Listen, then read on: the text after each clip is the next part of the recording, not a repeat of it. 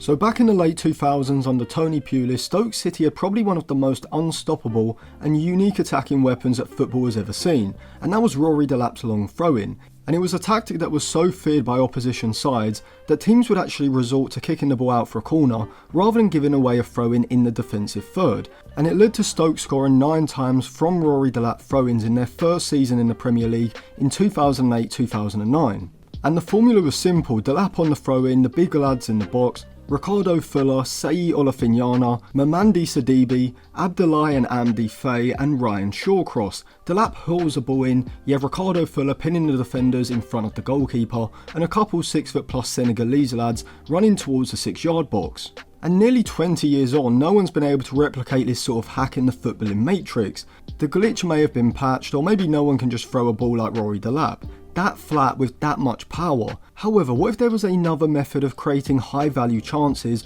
but from open play, that Ruben Amorim's Manchester United could use next season? What players would need to be signed, and how would you tactically set it up? But before I go any further, if you want to check out any cheap, good quality football jerseys, go over to jerseyfifa.co. They've got a variety of different retro and current season jerseys, including this Real Madrid 2016-2017 away purple shirt with Ronaldo number 7 on the back, from when they beat Juventus in the final in 2016, with Ronaldo scoring a goal in that game. Or you could pick up this AC Milan away white shirt with Kaká 22 on the back, from the 06-07 season where AC Milan won the Champions League, with Kaká securing the Ballon d'Or that year. If you use code Atlantis at checkout, you will get a 10% discount, so I'll leave it linked in the description and in the comments section below. So what is this Rory Delap-esque method that I'm suggesting? Well, let me first break down my thought process and the problem that this tactic would solve. So what is the biggest issue that Manchester United and other top sides are facing in the Premier League this season? Well, in my personal opinion, it's that opposition sides have now realised that the optimal way of defending against positional play, Guardiola-inspired systems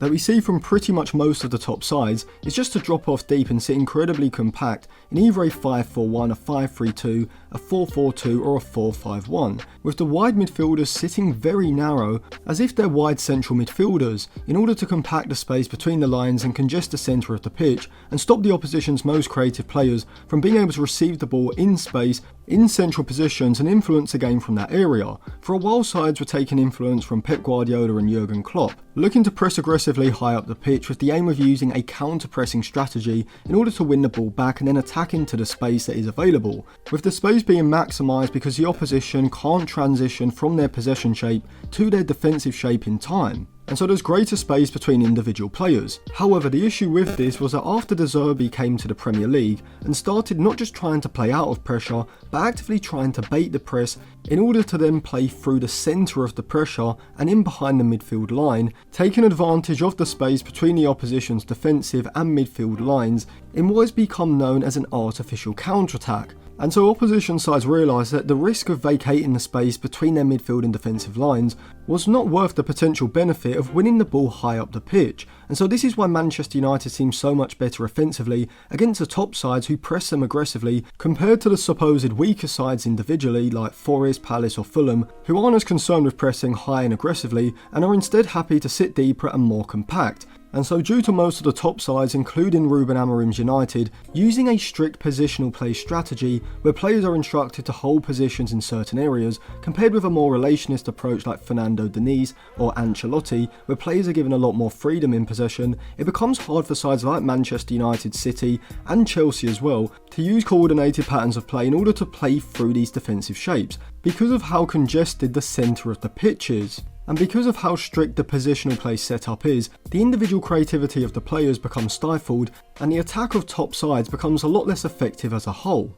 So how do you go about dealing with this issue? Well, if sides are going to sit deep and compact, restrict space in behind the back line and between the lines centrally, the trade-off of this is that they're going to have to vacate space out wide. And so just logically, if the opposition are sitting deep and the space is out wide, crossing situations should be the approach that teams look to take in order to consistently create chances. And so my theory is that if you have crossing specialists on either side and a significant aerial threat inside of the box, now the opposition side sitting deeper and narrower actually plays into your hands. So you know how Arsenal got really good at corners earlier on in the season? and then proceeded to use it as some sort of glitch in the game that hadn't been patched, well, you could do the same thing but from open play crossing positions, probably to an even higher volume than with set pieces, purely because it's far easier to work crossing situations throughout the course of a game than it is to win offensive set pieces. But it isn't just as simple as telling your wide players to put in more early crosses. You need the right profile of players, but also the right patterns of play in order to create the most optimal crossing angles.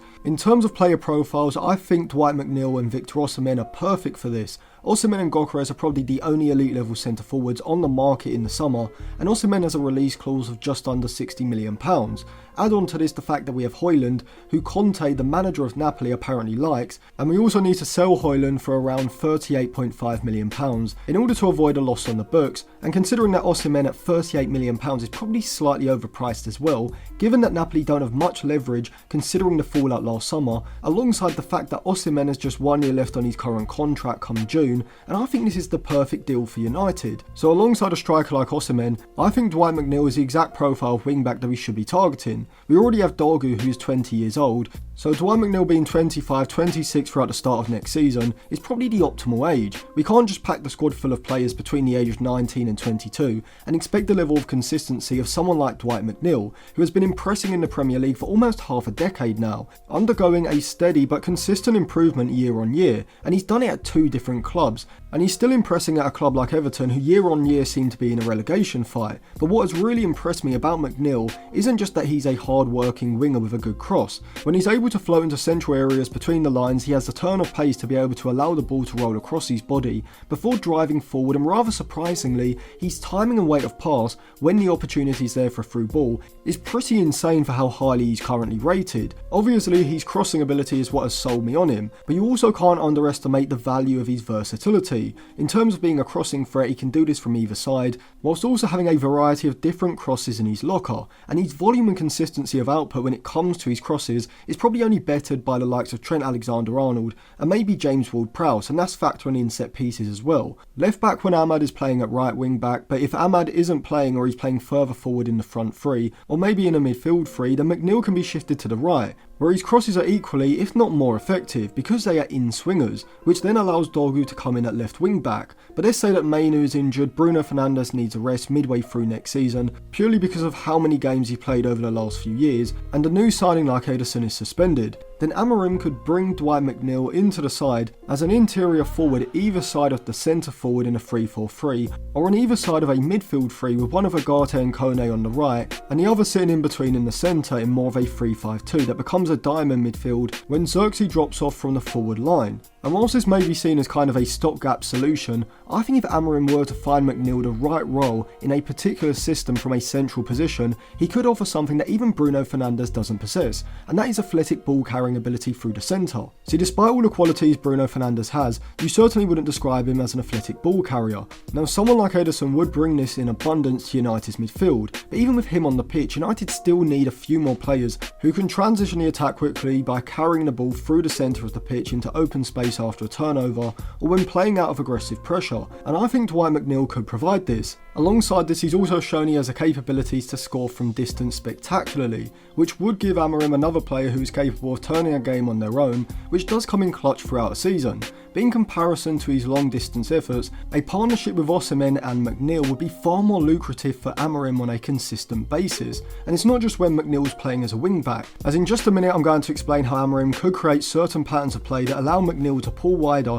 and get into positions and create angles where he can put in swinging or out swinging crosses even from a central midfield position. But from the left as a left wing back is where I think McNeil will predominantly play, ahead of or just as an alternative to Dorgu, with Ahmad or maybe even Bendito Mentato, or Dalot maybe if he isn't sold, on the right. So with these two signings in the side, Dwight McNeil and Victor Osimhen, what patterns of play can we look to set up in order to get McNeil into optimal crossing positions? So in the middle third is not just as simple as playing the ball wide to McNeil and having him try to find Osimhen, as if we go directly from the left-sided centre-back into McNeil on the left flank, he's receiving the ball far too deep, which allows the opposition's right-back to steadily shift over to that side, pushing up to apply pressure whilst the backline squeezes up the pitch in order to keep Osimhen outside of the box. And so what I think is a more optimal pattern of play in order to set up a crossing opportunity is to first look to work the ball down the right side, forcing the opposition's defensive shape to shift across to that side, creating space on the far left side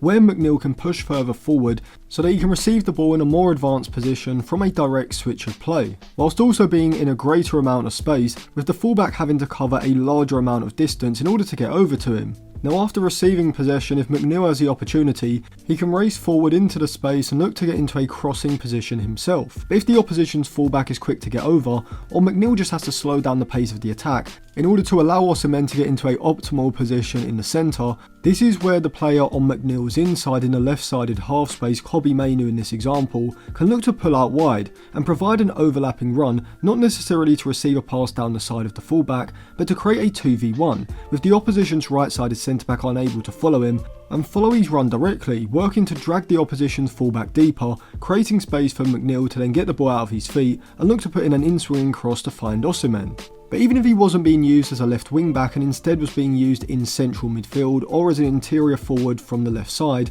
McNeil can still get into crossing positions using this attacking pattern of play. But rather than being the player to hold a wide position on the flank, using the overlap to create space for a cross from a deep position, instead McNeil can be the player providing the overlap from the half space, ahead of the left wing back Dorgu, looking to receive a pass down the outside of the fullback and look to put in a cross closer to the byline, with Osimhen once again the target in the box. And so whether the cross is coming from a deeper position, either on the right or on the left, or from closer to the byline, McNeil's crossing ability combined with Osimhen's aerial ability could form a deadly attacking partnership, allowing United to create high value chances even against organised, deep and compact defensive shapes. So let me know what you think of the Osimhen McNeil partnership in the comment section below. Also, if you want to pick up any cheap, good quality football jerseys, go over to jerseyfifa.co. I'll leave it linked in the description and in the comment section below, and you can use code Atlantis at checkout for a discount for a limited time. But if you do want to sign up to my Patreon to read the articles or join the in-game Instagram group chat, I'll leave that linked on the end screen now as well.